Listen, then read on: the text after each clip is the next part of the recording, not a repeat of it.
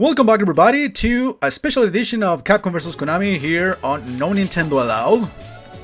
Continuing with my playthrough of Castlevania Chronicles for the PlayStation 1. And yep, this happened. Good thing I saved. Because I wasn't expecting that being a thing. Oh, this is actually the boss. No, not yet. I do have to fight a few of these fishes that can knock me off the platform. And unless I don't stay in the very middle, I'm pretty much dead. Not gonna fall for that trap.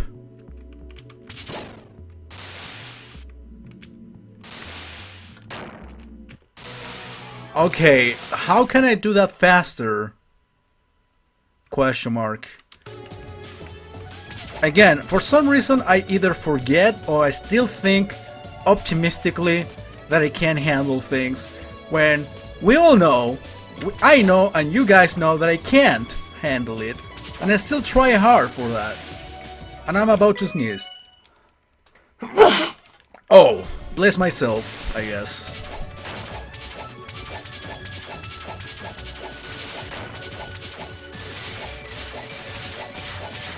So yeah, anyway.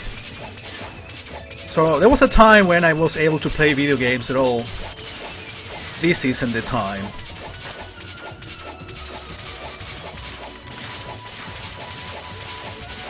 I mean, it's relatively easy to turn around and do things. Alright, save here. Again, I shouldn't do this, but I'm doing it anyway. So basically, I hesitated 1 second and I paid for it by dying. Yeah, boss time. Am I getting too close? Oh, you can paralyze this guy. Alright, this actually works as a weakness. Who would have thought that I can actually fight a boss or stop a boss with a time stopper? And that was it. It's like the Mega Man weaknesses. I mean, if you know... Almost. If you know in advance what sub-weapon to use at the proper time, I guess you can do things in a much easier way and without suffering that much. Even though, allow me to question the difficulty to that boss, I bet it was probably one of the easiest bosses ever, so I feel like I accomplished something that probably I would have been able to do no problem without the sub-weapon. That's how shitty I am. I celebrate for things I shouldn't celebrate about. Oh, these guys. Enemy from Haunted Castle, the arcade version, to the original Castlevania. Kinda. It's kind of funny to see that people, whenever they see Haunted House, still call it Castlevania ripoff, and still don't know that that's an official Castlevania release. Probably the shittiest, gameplay wise.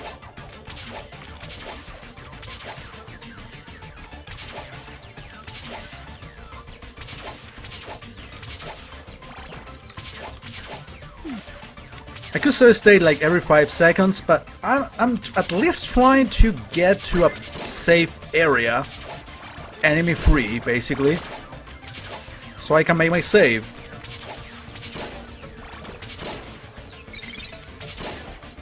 And at least you can see me make some effort. These things do hurt you, yes they do. Why wouldn't they?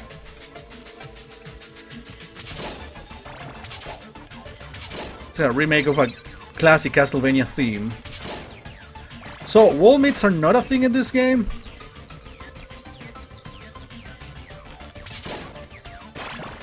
You know, I don't know anything at this point. Arrow to the face. Or to the chest. Yo, this guy doesn't want to die. Well, there is no much you can do if you don't know the enemy pattern, especially enemies that I'm not super familiar with. I should continue on. I don't know if this is the best of ideas. Alright, these guys actually don't turn around. So it is a good idea to just continue on. As long as I don't get hit by other enemies such as this fucker that doesn't die apparently.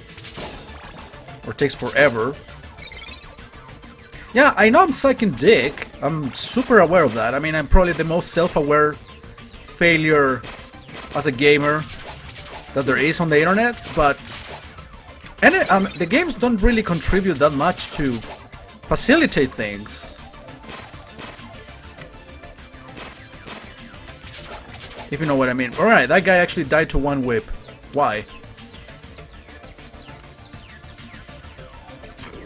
I guess now I can't die for all I care.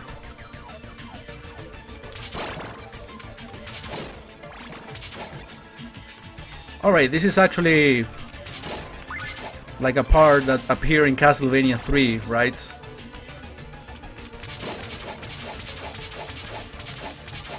Funnily enough, Castlevania 3 is regarded as one of the most difficult, if not the most difficult, classic 2D Castlevania. I got an extra life. I guess now I can die. And I got pretty far into it by playing it on a Game Boy Color using emulators.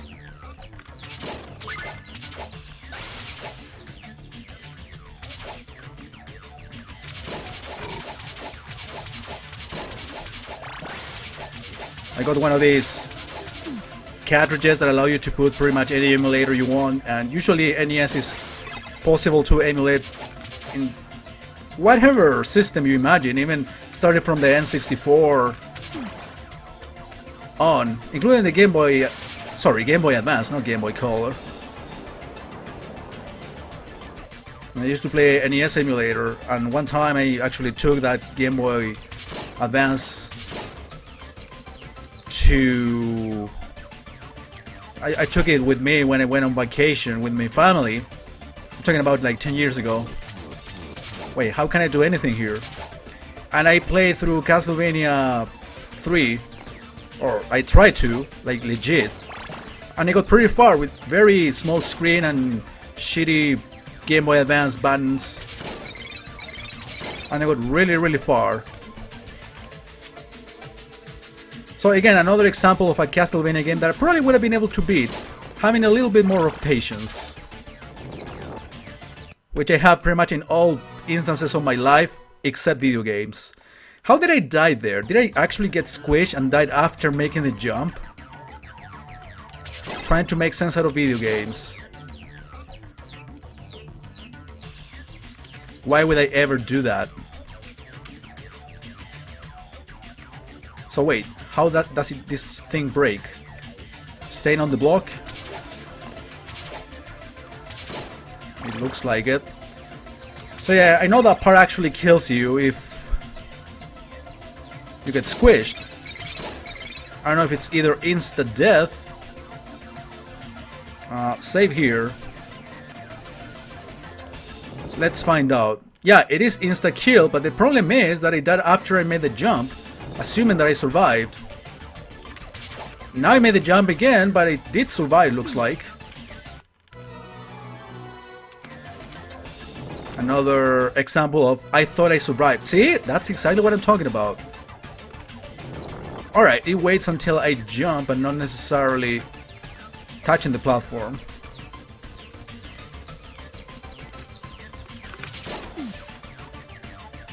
So your jumps have to be pretty much perfect if you want to survive.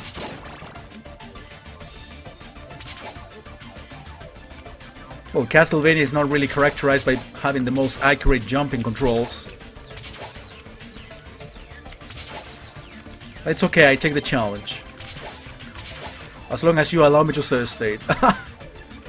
Oh yeah. Forgot, Castlevania has the most useless invincibility mechanics of all time. They usually give it to you when there are no enemies around and it lasts literally 3 seconds. The very concept of useless.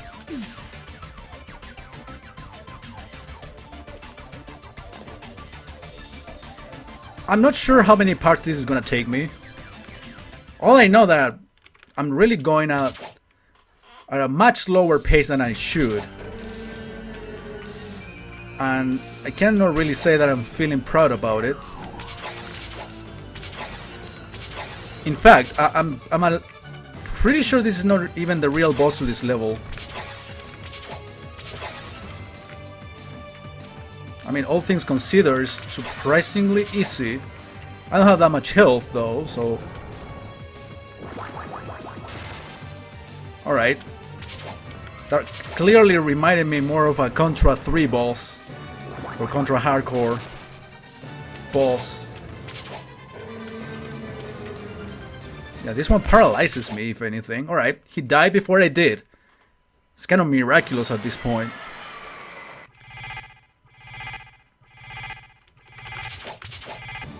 Couldn't make a pose.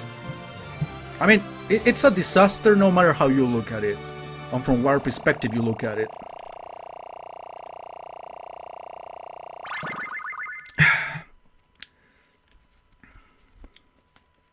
But at least I can say I beat another level on camera. Is that Medusa? I guess it is. Alright, let's see if we can go through a little room, at least. To call it an episode. Honestly, this background and everything reminds me more of certain Mario ROM hacks than actual Castlevania. Will this fucker ever dies? Yes, it does. But it takes a while. That's why it's a fucker. Oh. Alright, sorry for that attempt of a burp. Medusa heads. Dude, even the Medusa heads in a background like this, with platforms like this, trust me, this is more of a thing that I've seen in Mario World hacks than in actual Castlevania. Matter of fact, I would dare to say specifically Luigi's Adventure by Annie Kitty. I usually don't memorize things about ROM hacks because I play too many. And when it comes to the classics, I usually get to memorize those details. Probably because those are the ROM hacks that I most enjoyed and played on camera even. Alright, I haven't made a save in a while, so I guess I should do that, otherwise I will regret it for the rest of my life. Okay, I changed rooms. Good. Hello, Snake. I'll see you next time, everybody, with more Castlevania Chronicles.